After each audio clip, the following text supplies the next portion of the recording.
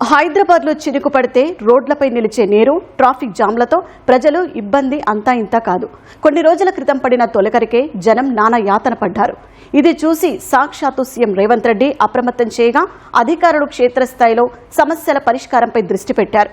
ఎక్కడికక్కడ ముంపు సమస్యలకు శాశ్వత పరిష్కారం చూపేందుకు అధికారులు, ప్రజాప్రతినిధులు క్షేత్రస్థాయి పర్యటనలు చేస్తున్నారు.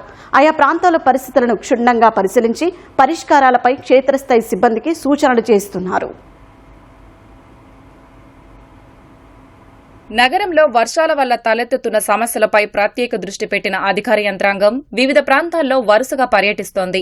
ఇందులో భాగంగా తాజాగా బేగంపేటలోని వరద ముంపు ప్రాంతాలను ప్రభుత్వ సలహాదారు Sudarshan Reddy, DGP CV Anand, HYDRAA commissioner Ranganath సహా ఇతర ఉన్నతాధికారుల బృందం ప్రధాన వాటర్ ల్యాగింగ్ పాయింట్లను క్షుణ్ణంగా పరిశీలించారు. వరద ముంపు లేకుండా తీసుకోవాల్సిన చర్యలపై అధికారులకు దిశానిర్దేశం చేశారు.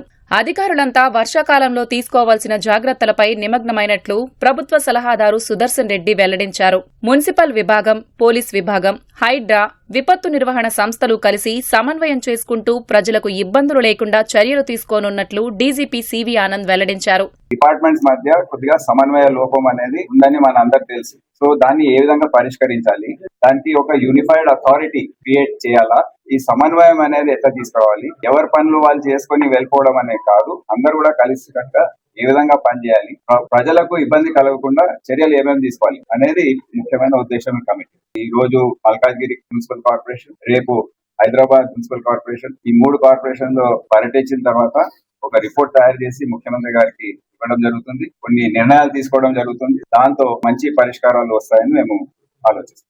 నాచారం సర్కిల్, హబ్సీగూడలోని జహీర్ నగర్ కాలనీలో మల్కాజ్గిరి మున్సిపల్ కమిషనర్ వినయ్ కృష్ణారెడ్డి పర్యటించారు.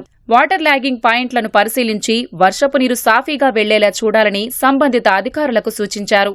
ఈ వర్షాకాలంలో అధికారులు క్షేత్రస్థాయిలో అందుబాటులో ఉండాలని స్పష్టం చేశారు.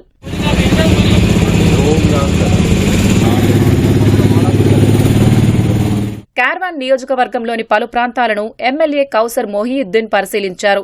నాళాల పూడికతీత పనులను పరిశీలించిన ఎమ్మెల్యే పూడిక, చెత్తను పూర్తిగా తొలగించి వర్షపు నీరు సాఫీగా వెళ్లేలా చర్యలు చేపట్టాలని అధికారులకు ఆదేశాలు జారీ చేశారు. వర్షాకాలంలో నీటి మునిగే సమస్యలు తలెత్తకుండా ముందస్తు చర్యలు తీసుకోవాలని సూచించారు.